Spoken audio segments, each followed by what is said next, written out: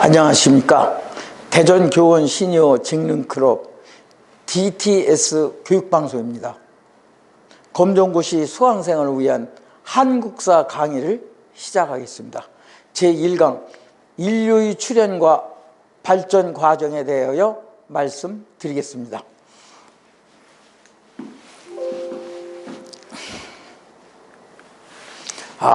인류 출현과 선사시대의 문화는 인류는 크게 구석기 시대, 신석기 시대, 청동기 시대, 철기 시대로 나눌 수가 있습니다.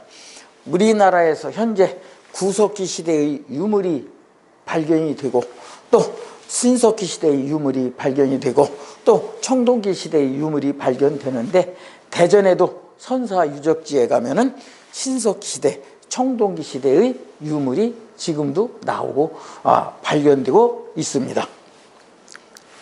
자, 우선 그러면 구석기 시대에서 말씀드리겠습니다. 구석기 시대에는 사람들이 어디서 살았느냐 하면은 동굴에서 살기 시작했습니다. 근데 구석기 시대 때 동굴에서 살았는데 자꾸 사람이 늘어나다 보니까 동굴은 일정한데 살 곳이 없어서 사람들이 무리를 지어서 이동하면서 생활을 한 것입니다. 그래서 이때 구석기인 사람들은 뗀석기와 불을 사용했습니다. 우리 인류가 가장 획기적인 발견은 불의 사용이 되겠습니다. 불을 사용함으로써 사람들이 근육과 뇌가 급속도로 발전하게 된 것입니다. 이 뗀석기라는 것은 다름이 아니고 돌과 돌을 마주쳐서 깨트려서 사용하게 된 것입니다. 돌을 깨트리면은 아주 날카로운 부분이 나오죠. 그걸 가지고서 가축을 잡아먹고 또 물고기를 잡고 그렇게 한 것입니다. 이때의 생활은 바로 뭐냐? 무리 생활을 한 것입니다. 사람들이 모여서 수시로 이동하면서 생활을 한 것이 되겠습니다. 왜? 이때는 사람들이 뭐를 했느냐? 수렵, 고기를 짐승을 잡아먹고, 수렵, 어로 물고기를 잡고, 채집, 열매를 따서 먹고 살았습니다. 그리고 이 구석기 시대에 가장 중요한 것은 주먹도끼를 사용했다, 그것이 되겠습니다. 이 주먹도끼는 주먹에 딱 들어맞게 돌을 깨트려서 사용한 것이 되겠습니다. 그래서 여기서 보면 뗀석기를 사용한 구석기인들은 바로 이렇게 주먹도끼를 사용했고, 또 여기 순배 찌르기라는 것은 뭐냐? 이렇게 긴 막대를 이용해서 끼워가지고 사용을 한 것이 되겠습니다. 그리고 글개를 이용해서 갈아서도 사용을 했고 또 밀개를 또 이용하기도 했습니다. 그런데 이 주먹도끼라든지 이것은 사진에 나온 것은 누구나 보면은 주먹도끼라고 생각을 하는데, 주먹도끼나 이 구석기 시대의 유물은 우리가 봐서는 잘 모릅니다. 왜 그러냐면 간단하게 설명할 것 같으면 저들이 그 전에 학교 다닐 때 박물관에서 강의를 받았습니다. 박물관장님이 저보고 저 뒤에 가면은 구석기 유물이 있으니 가지고 와라. 그래서 제가 가서 아무리 찾아봐도 구석기 유물이 없는 거예요. 그래서 구석기 유물이 없던데요? 하고서 물었더니, 아니 거기에 박스가 있는데 박스 안에 돌멩이가 있지 않느냐? 구석기 유물이 있지 않느냐? 그걸 가져와 봐라. 그렇게 얘기를 해서 가서 보니까 이런 주먹도끼 같은데 일반 돌멩이와 똑같더라고요. 그래서 그것은 바로 전문가가 봐야만이 이게 구석기 유물이다, 그걸 알지 우리 같은 사람은 구석기 유물을 잘 구분을 못하게 되어 있습니다. 다음에 신석기로 넘어가서, 신석기는 약 1만 년 전서 때서부터 신석기라고 합니다. 신석기 시대의 생활 모습은 바로 강가나 바닷가에서 생활을 했는데, 왜? 물을 얻기가 쉽고, 또 하나 바닷고기, 그러니까 민물고기나 또 기타 생선을 구하기가 쉬워서 강가나 바닷가에서 생활을 주로 했습니다. 그리고 이 신석기 시대 때부터 농경과 목축 생활이 시작됐는데, 이게 아주 중요한 말이 되겠습니다. 농경, 그래서 농업혁명이라고 해요. 혁명은 우리가 농업혁명도 있고 산업혁명도 있는데, 18세기의 영국은 산업혁명이 발달했는데, 산업혁명이 이때 신석기 시대 때는 농업혁명이 일어난 것입니다. 그래서 농경생활과 목축생활을 하게 된 것입니다. 그리고 이때부터 농경과 목축생활을 하다 보니까 사람들이 자주 무리를 지어서 이동할 수가 없죠. 그렇기 때문에 정착생활을 하게 된 것입니다. 구석기 시대 때는 정착생활을 못했어요. 그러니까 인간이 발달하다 보니까 정착생활을 하게 됐고, 이때는 또 공동재산, 공동분배를 했어요.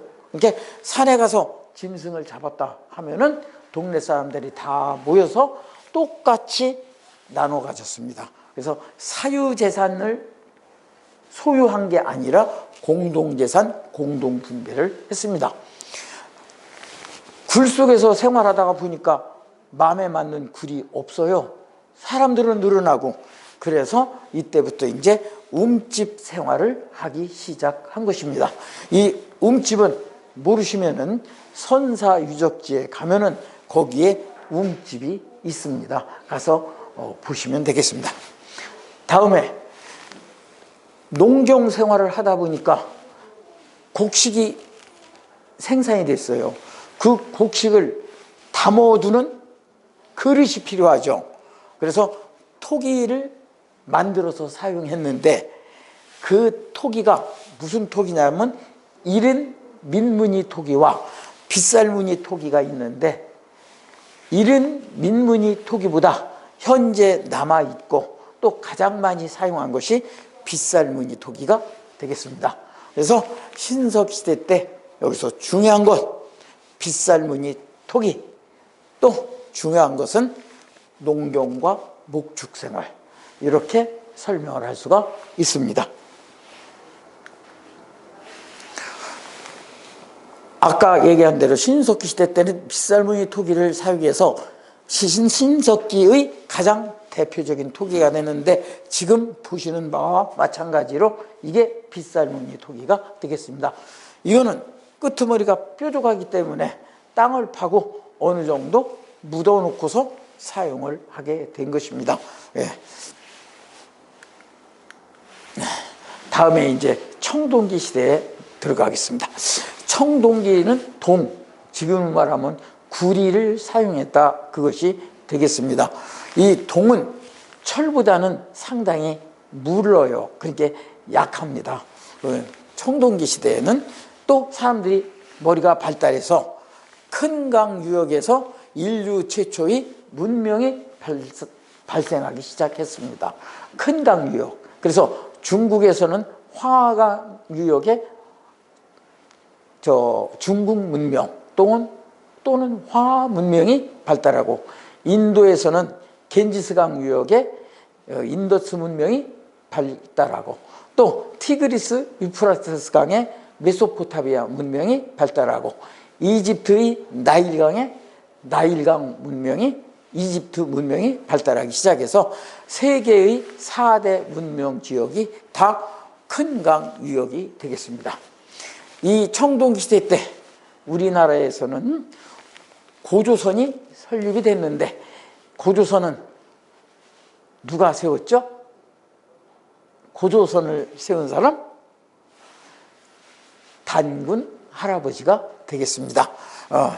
그래서 고조선과 또 여러 나라가 성장하기 시작을 했습니다. 네. 청동기 시대 때 유물은 뭐냐? 비파형 동검과 거울, 또 반달 돌칼, 고인돌, 이것이 가장 획기적이고 가장 중요한 사항이 되겠습니다. 비파형 동검을 만들었는데 이 비파형 동검은 화폐로도 사용하고 무기로도 사용을 했는데 이 동검이 일정해요. 똑같아요. 크기가 똑같이 만들 수는 없는데 어쩌면 똑같은지 모르겠어요. 그러면 어떻게 해서 비파형 동검이 똑같았을까요? 어떻게 만들었을까요? 한번 생각해 봐요. 지금도 똑같이 만드는 벽돌이 있죠. 벽돌을 어떻게 하면 똑같게 돼요? 거푸집에서 찍어낸 거예요. 그러니까 비파형 동검이 발달하기 시작할 때 이때 청동기 시대는 벌써 거푸집을 사용하기 시작했습니다. 그리고 거울은 바로 앞에는 무늬로 되어 있고 뒤를 쳐다봐서 거울, 그래서 청동 거울이 되겠습니다. 저희들이 그 전에 학교 다닐 때 이 거울을 한번 내 얼굴을 비춰봤었습니다. 그랬는데 형편없이 보기 싫더라고요. 다음, 한반도 남부 지역에, 북부 지역은 추워서 농사를 잘 못 졌어요. 남부 지역에 조, 기장, 수수라는 씨앗을 뿌리고 살았는데 이때 벼 재배도 시작됐습니다. 그래서 벼농사도 보급이 됐습니다. 그리고 신청동기 시대에 들어오면서 머리가 발달하니까 사유재산이 생긴 거예요. 이 사유재산은 바로 청동기 시대부터 생겼지 신석기 시대까지는 공동생산, 공동분배였습니다. 그래서 사유재산이 생기니까 빈부의 차와 재정일치 시대가 들어온 것입니다. 인간이 살면서 사유재산제에 있을 때는 빈부의 차는 꼭 생깁니다. 옛날 중국에서나 우리나라에서나 빈부의 차가 생겨서 바로 국가에서 하는 일은 부자 사람들한테 세금을 걷어서 없는 사람들한테 나눠주게 되었습니다. 그리고 재정일치라는 것은 바로 뭐냐?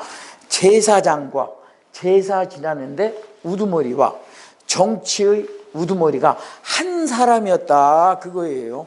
그러니까 고조선을 세운 단군 할아버지가 바로 제사도 지내고 또 정치도 했다 이 말이 되겠습니다. 지금 이 고인돌에 대해서 대충 사진을 봤는데 제일 밑에 무덤방, 여기에다 시신을 올려놨겠죠. 다음에 뚜껑돌, 다음에 돌무지, 갬돌, 다음에 덮개돌 한데 요 갬돌은 여기에 있는 이것이 갬돌이 되겠습니다.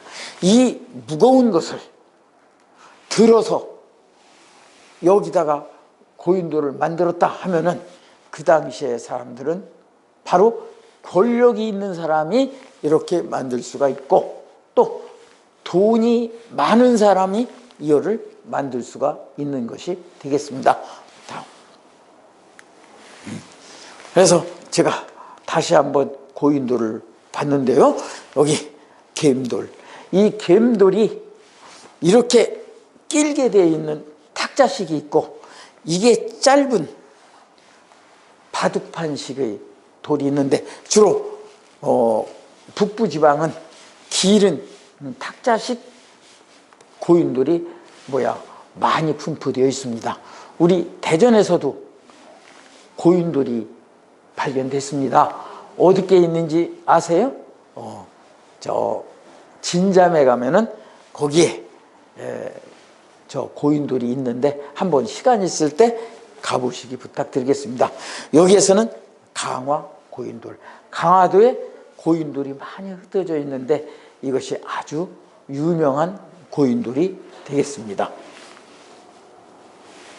근데 우리가 언뜻 생각하면 돌이니까 신석기 시대 아니냐 하는데 이 신석기 시대가 아니라 고인돌, 반달, 돌칼, 청동검, 이것은 다 청동기 시대 때의 유물이 되겠습니다. 자, 이게 비파용 동검이 되겠습니다. 비파용 동검을 만들 때는 거푸집으로 찍어내지 않았는가, 지금 그렇게 보고 있습니다. 그리고 이게 보이는 것이 거울이 되겠습니다. 여기에 비춰보는 게 아니라 뒤집어서 뒤비춰보는 것이 되겠어요. 8개의 방울이 달려있는데, 이거는 우리의 토속신앙, 쉽게 얘기해서 무당들이 들고 다니면서 흔들었던 그런 흔적이 되겠습니다. 이것이 청동기 유물이 되겠어요. 자, 다음에 이제 우리가 지금 철기 시대에 살고 있습니다. 철은 동보다는 상당히 강해요. 그렇기 때문에 농사를 질 때 청동기 시대는 청동기로 만든 연모 가지고는 일을 잘 못해요. 무드러져서. 그래가지고 그 당시는 뼈나 또는 나무 줄기를 가지고서 나무 들컹이를 가지고서 일을 했는데, 철기 시대가 되면서 농기구를 만들어서 사용하니까 구부러지지도 않고 땅을 깊숙이 잘 팔 수가 있거든요. 농사는 깊이 파서 농사를 지어야지 농사가 잘 됐지, 파지도 못하고 겉만 훑어가지고서는 농사가 잘 되지 않습니다. 그런데 철제 농기를 사용함으로써 생산력이 갑자기 증가가 된 것입니다. 생산력이 증가되고 계급이 생기고 또 빈부격차가 생기고 해서 이때부터는 나라가 서기 시작했습니다. 왜? 정복으로 세력을 확장했습니다. 그래서 그 세력이 커지면 하나의 부족 국가가 된 것입니다. 그래서 우리나라에 여러 나라가 형성이 됐는데, 제일 먼저 고조선 말고 그 후에 여러 나라가 있었는데, 부여, 고구려, 옥정, 동해, 이런 나라가 쓴 것이 되겠습니다. 부여는 어디에 섰느냐 하면은 만주 지방의 송화강 유역에 부여라는 나라를 세웠는데, 부여가 우리의 우리 민족과 우리 민족이다, 이렇게 증명하는 것이 하나 있어요. 뭐냐? 우리 민족은 사실은 흰 옷을 좋아했습니다. 지금부터 50년 전 제가 학교 다닐 때까지만 해도 집안에 행사가 있으면 하얀 치마 저고리와 하얀 두루마기를 입어서 우리나라 사람들은 백의민족이다, 그렇게 했습니다. 하얀 걸 좋아했어요. 그런데 부여에도 하얀 옷을 입었다, 그것이에요. 네. 그래서 우리나라의 옛 조상들이다, 이렇게 말을 할 수가 있습니다. 근데 부여는 바로 중국 송화강 유역에 건립을 한 것이에요. 그리고 우리나라는 농업국입니다. 농사를 지니까 하늘에 제사를 지내야죠. 하나님이 비를 내려주셨으니까 하나님한테 제사를 지내자. 그래서 부여에서는 영고라고 했습니다, 제사를. 그리고 부여에는 흰 옷을 입었고 또 순장 풍습이 있었는데, 이것 중에서 가장 중요한 것은 부영은 영고라고 했습니다.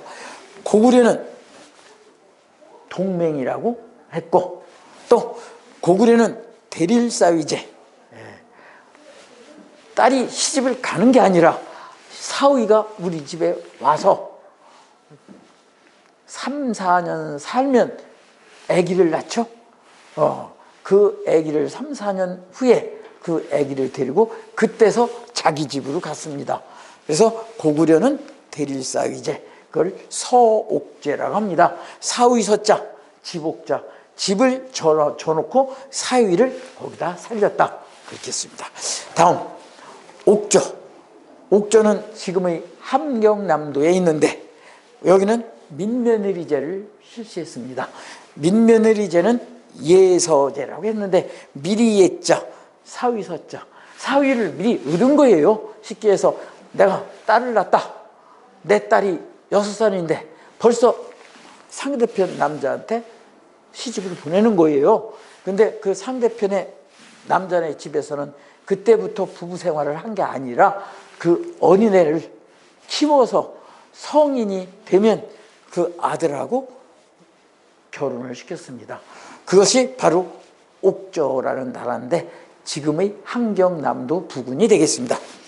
그리고 이때는 또 가족 공동무덤을 실시했는데, 가족, 옛날에는 사람이 죽으면은 산에다가 그냥 놓는 거예요. 나무 위에다가. 그러면 새들이 다 살은 뜯어먹고 나머지 뼈만 남으면 그걸 전부 모아서 이런 단지다 담아가지고 묻는 풍습도 있었습니다. 그런데 우리 옛날에는 가족 공동무덤을 사용한 나라가 있었습니다. 그리고 동해라는 나라가 있었는데 동해는 바로 하늘에 제사 지내는 것을 무천이라고 했습니다. 동해는 무천. 그리고 여기는 책화가 있어서 다른 부족을 침범하지 말아라. 다른 부족을 침범하면 돈이나 쌀이나 이런 걸로 소나 말, 쌀 이런 것으로 변상을 해줘라. 그런 제도가 책화 제도가 되겠습니다. 그리고 삼한시대 때는 군장과 천군 재정일치가 아니라 재정분리사회였습니다. 제사 지내는 제사장과 나라를 지키는 왕이 따로 있었습니다. 이게 사만이에요. 사만은 바로 진한, 마한, 변한 이 셋을 사만이라고 합니다. 다음에 이 사만에서 가장 중요한 것은 소도라는 게 있는데 소도는 이 신성지역이 되겠습니다. 여기 도둑놈이 도망을 가다가 뒤에 순경이 쫓아오니까 소도로 쏙 들어가서 숨었다. 그러면 경찰도 순경도 이 신성지역이기 때문에 이 안에 들어가서 그 도둑을 잡을 수가 없었습니다. 그런 소도 신성지역이 있었습니다. 다음에 이 삼안에서도 역시 계절제가 있어서 1년에 2번씩 하늘에 제사를 지냈습니다. 그리고 이 삼안에서는 또 철이 많이 생산이 돼서 일본과 낭랑으로 수출하게 되었습니다. 특히 지금도 남부지방에 가면은 철 생산, 울산에 철을 생산하고 또 광양만에서 또 철을 생산하고 그렇게 지금도 남부지방에서는 철을 생산하고 있습니다. 자, 이상으로 제 1강 한국사 강의를 마치겠습니다.